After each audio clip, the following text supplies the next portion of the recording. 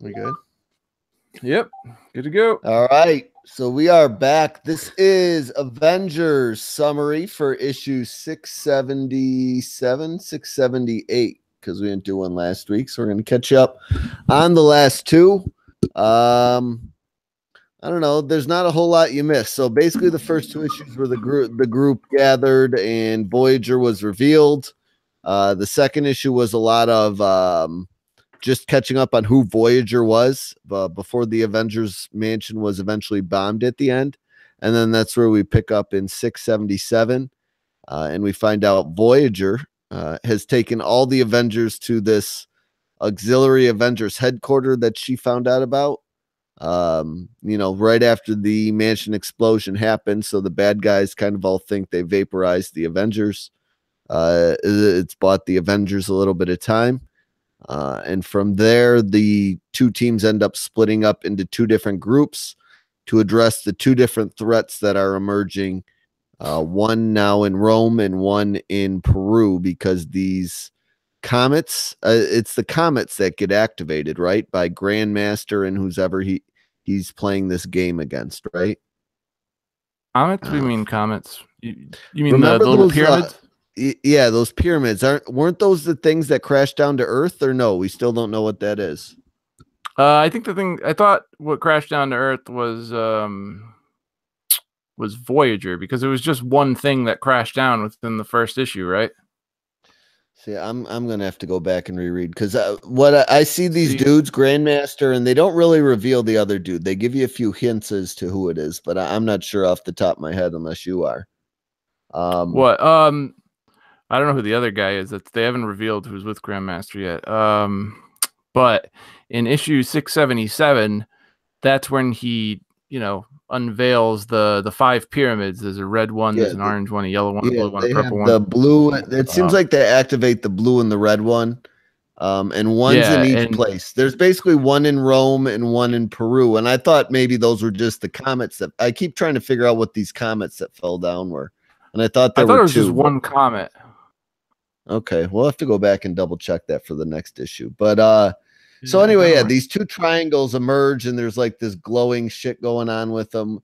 We don't really know what they're doing. They're kind of encapsulating this fight, I think, a little bit, or keeping it in a certain area. That's what the fight's all about. It's a game. Yeah. I know that, but that's so is that like an element introduced into the battle? Like, I don't understand. They're trying to go for them, but is this light coming off of them, like keeping them in that area so they fight in that area and go for this thing? No, I mean they're fighting in that area because that's where the pyramid is. Yeah, so that's the designated like fighting arena. They're not just going everywhere, like, because they're fighting to get to it. Yeah. So basically, while all the fighting starts occurring, and the heroes are joining in, at least one group is. Falcon's group is kind of watching from the outside. Scarlet Witch is trying to unfreeze Vision, while all this is going down from a bunch of the Avengers getting frozen. They figure her connection might be a easy way to help get Vision undone. And kind of as that occurs, Quicksilver takes off to go help in Rome, and he ends up getting frozen as he starts kind of making progress and helping the heroes out a bit, and then ends up getting pummeled as 677 ends. And then that's where we pick up on 678, and then the battles just are continuing. This time, this issue is really focusing on Johnny Storm, whereas the last one was really focusing on Quicksilver. Johnny Storm starts springing into the fight. Cannonball, all pissed off, attacks the people that are attacking Quicksilver, but takes a Thor hammer basically to the face. And he goes out for the count. Like, he's like, I'm near invulnerable. And that, that proved near isn't always invulnerable. So he's out for the count for a bit. And then we find out one of these bad guys gets to the first triangle orbish thing, and this like number 1 goes up in the sky, like they got the first point in battle. Is that what you took out of it? That they had to like reach this and they got the first point, right? Yeah, that's what it is basically. So whoever gets that wins the battle. Yeah. And I mean, it's just like a big game, like the Grandmaster and whoever this other guy is. They're each have their opposing teams. Like Grandmaster, I believe, has just like the chessboard. Yeah. I think the other guy has Black Order, and he has the Lethal Legion, the Grandmaster. Yeah, and the Earth is the chessboard. Yeah, Grandmaster's team is Lethal Legion. And they kind of took it out of play from its solar system, so I guess like it can't affect, like nobody can come in and stop it, you know. So it's like an arena. So the Earth is like now an arena in this middle of nowhere. It's all in there. Yeah, it's all in part of the game. So yeah, that's why it disappeared from its orbit in issue 1. It's all starting to kind of piece together little by little. But yeah, basically this issue concludes with the focus back on Johnny Storm, as he's like, you know, they get word that these triangle orbs are basically the end all be all to these battles, and Johnny and Red Hulk start going for it at the same time. And Johnny ends up getting there first and screaming as the issue really concludes. I don't know. There were a couple bad guys that seem to go down a little bit. I don't know if they're totally dead or out for the count or not. You know, Quicksilver's obviously frozen now, and they make it seem like Cannonball's at least got a concussion or something. And Johnny Storm is not really going to die because he's in another book right now, but he's in trouble at least, you know. He's a little bit of trouble. I know he's definitely not going to die. Yeah, that's how this week's issue ended, and then you know next week we get 679. Who's on the cover of next week? Do we know? It looks like someone's exploding. I don't know if that's I think it's Johnny. I think it's the Human Torch. Yeah, it's the Human Torch because I remember taking a peek at it. So maybe we'll still focus on Johnny a little bit. I'm not really sure what's going on there. The cover doesn't give us much hints. It's really essentially the cliffhanger from this issue. But yeah, I don't know. I don't know how you feel about it. I'm not all in on it yet. I'm still waiting. It's really kind of still the first act of this whole mini event, a weekly kind of Batman Eternalish thing going on here. The Earth out of orbit thing interested me at first, but then, you know, I kind of anticipated there was going to be a Grandmaster Collector possibly thing involved, and it doesn't look like Collector's the other guy. No. And I'm interested to see who that is, but the whole Grandmaster thing's a little bit of a turnoff for me. But I'm gonna keep checking in. It's not enough to say forget it. I'm gonna keep checking in and see what's up with it. I'm still waiting for the more mainstream characters to start popping in, like Johnny Storm helped in the second issue. But you know, the guys we're all waiting for, and that'll really grab my interest a little more too. I think that'll help me. But I'm firmly in borrow status. I really think the art is awesome though. Like I this is art for an Avengers title, which is cool.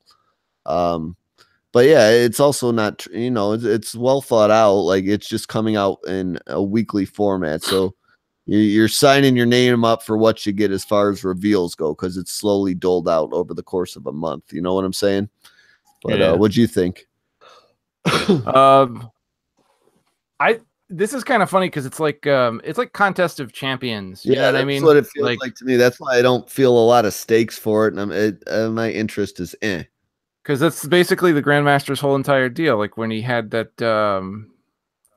you know, he had him and Death went at it for the first one, and this is the same thing. It's just him and a different person. So this is No Surrender is basically a contest of champions, and the battlefield is Earth, just somewhere else. I was looking up the Comet thing because I have all 4 issues right here on the desktop, and you know what? I don't think it was. I'm just not entirely sure what the fuck that comet was. Like it did land in Rome, right? Like it did land in Rome, and here's the thing: when it struck down, it went through the wall. You got the big main top panel, and then you got the 2 small panels at the bottom. And at the bottom panel, it shows a black pyramid. Now I know that there's no pyramid in Rome, so so I'm assuming that maybe that's what it was. It was dropping down to like set that area for the battle, I guess. I don't know. Yeah. But because they didn't explain it. Like they didn't. No, it's really kind of like we're explained. left guessing. Yeah, a little bit. Yeah. Because it hasn't been addressed as like, yes, this is exactly what's hit down. You know what I'm saying? It's been ominous.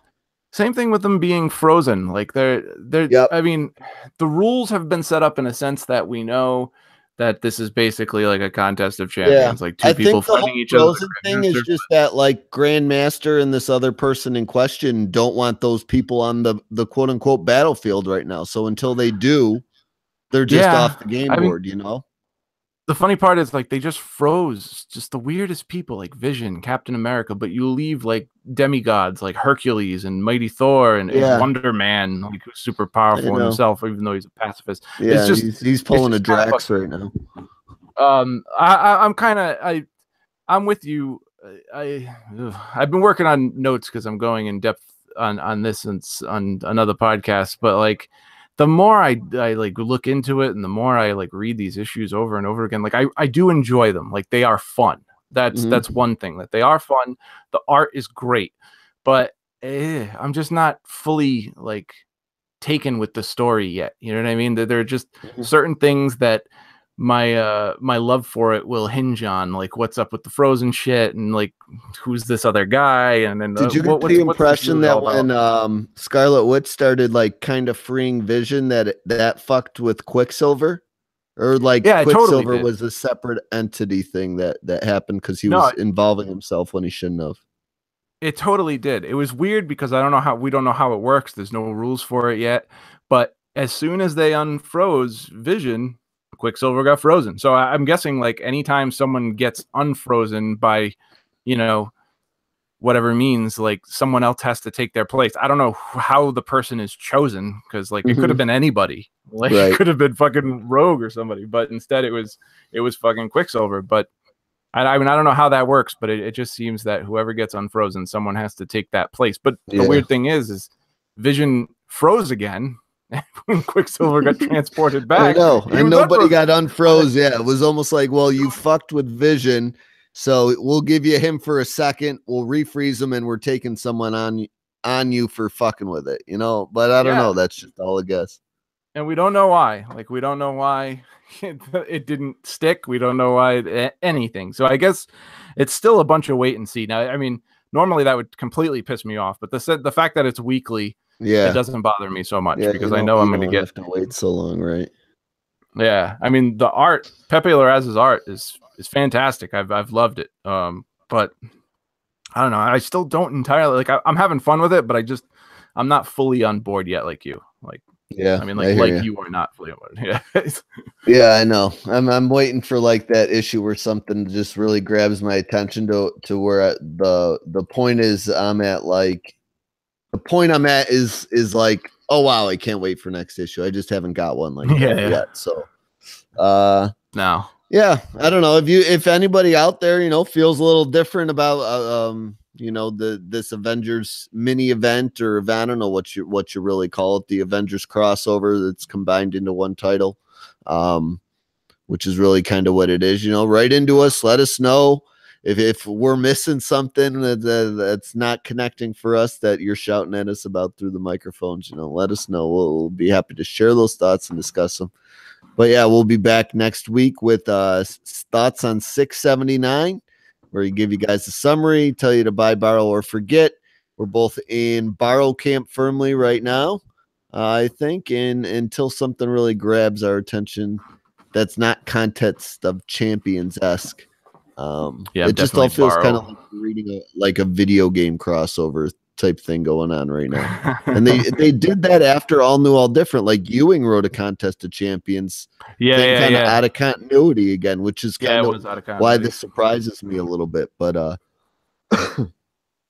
anyway, we're going to take a quick break, do our PSA here for you guys, and be back with the Midpoint Marvelous Facts.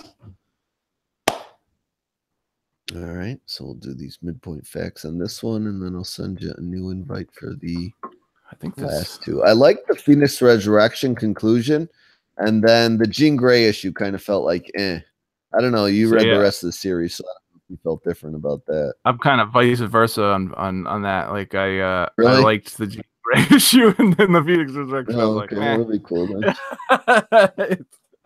All right, we'll come back here. All right, we are back. This is the Midpoint Marvelous Facts. Got two people we're going to highlight for you guys this week. One, since we're covering Scarlet Spider book, we're going to do Cyber, aka also now the Hornet. And then we're also going to do Grandmaster, who, revealed himself over the last two issues of the Avengers title we've been covering for you guys. But we'll do Cyber first, since he's the book coming up. Actually, we'll reverse this. We'll do Grandmaster first, since that's the book we just covered, and then Cyber will be a good transition into our next book of the night, Scarlet Spider. So Grandmaster was created by Roy Thomas and John Buscema way back in Avengers number 69. So shout out number 69 there. His real name is Endwigast. So yeah, he's not just Grandmaster. That's his real name. And, he's one of the original races created at the existence of the universe, and the last surviving member of his race. He's a true immortal. He doesn't really have any weaknesses. Prior to the elders being banished by death, Grandmaster continued life and vitality, was dependent upon personal obsession of games. So really his kind of death is tied to if he stops playing these games that he's currently doing right now. Like, he has no reason to live, is kind of his deal. So that's bored. Really his only weakness. Which is crazy. Boredom. Boredom is his weakness. Yeah, he'll die of boredom. Even if he loses, if he loses, you can't kill him. He just goes away and then gets ready for his next game. It makes sense. Learning and if you live how for he's lost. If you live for millions of years, what do you do? Yeah. They say, Endwigast, also known as Grandmaster, spent his long life searching out new forms of amusement through playing games. He studied millions of worlds and many forms of gameplay, mastering them every time. So obviously, he's obsesses with them till he moves on to the next one. After he feels like he's taken, everything he can from that. He uses his great power to arrange contests and tournaments with willing and unwilling volunteers, mostly unwilling. He challenges these opponents to some of the highest stakes in the universe, and if they won, they would keep their world. So that's what's going on with the Avengers right now, apparently. And this battle's going on, and if they interfere enough and stop these guys, I guess, from getting these cubes or these triangles, they win. Because I can't imagine, because Human Torch ain't gonna die. I imagine he comes down with it. They realize they can also get these cubes, and they start accumulating points. Maybe it's part of the game, a playoff series, best of 7 going on here. Maybe it's part of the game, like whoever on each team grabs the pyramid, you win that round, but you also lose a member of your team, which makes it harder in the next game. So it makes things a little more interesting. Yeah, so it'll make it interesting for them to watch. That could make sense. That'd be cool. I thought of it after I read 678. I'm like, oh, this is going to go down like an NHL playoff series, best of 7. Instead of 2 teams, now we got 3 teams. So whoever wins 3 games first is the winner. And that's how it's going to play out over the Avengers got their 1 point. They probably won't get another point for a while now, because they'll make the dramatic comeback. That's how it's going in my head right now. But yeah, so that's Grandmaster, unless I know his brother or something, probably not his brother in race or anything, but his big rival is usually the Collector, but that doesn't appear who he's playing in this crossover so far, at least to me. No, I think that's who they all the elders of the universe are technically not brothers and sisters, but they refer to each other as brothers because they are the only ones of their kind, Right. Yeah, that makes sense. Well, that brings us to Cyber, who's been posing as the Hornet the last 5 or 6 issues of Scarlet Spider. He's also a Peter David creation, so I have a feeling that's why he's appearing. He's also credited Sam Keith, probably the artist involved. And Cyber's first appearance was in Marvel Comics Presents number 85. He goes by the real name of Silas Burr and underwent a procedure that laced his skin with unbreakable metal, also known as, of course, adamantium. Although it's unknown if it was involved with the Weapon X program, from later research, it appears Romulus was at least somewhat responsible for permanently bonding this metal to, of course, Cyber skin. And Romulus is a pretty sweet looking bad guy if you ever saw him. He's like Wolverine's big bad guy who was like hovering over him his whole entire life. If you've ever from Wolverine Origins. Yeah, doesn't he have he's got an extra claw too, doesn't he have 4? Or does he have 5? I can't remember. I know he's a lot like Wolverine. Yeah, from a shadow, it's almost identical, but I think he's got an extra claw. That's how you can kind of tell. But yeah, anyway, after this, he started calling himself Cyber. He became an enforcer for a drug cartel. He was sent to the island of Madripoor to oversee distribution of a new hallucinogenic drug, which he ended up being affected by and really fucking with his mental state for a while there. He's died more than one occasion.